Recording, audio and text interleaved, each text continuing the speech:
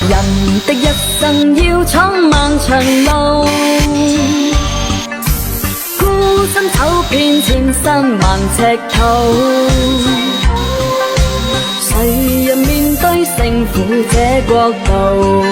做衣柜门板遇到这种造型，不要再用推棚了，既费时又费力，还做不出好看的造型。用这个木工圆弧模具先裁好板，再按压到模具上，轻轻一拉就做好了，省时又省力。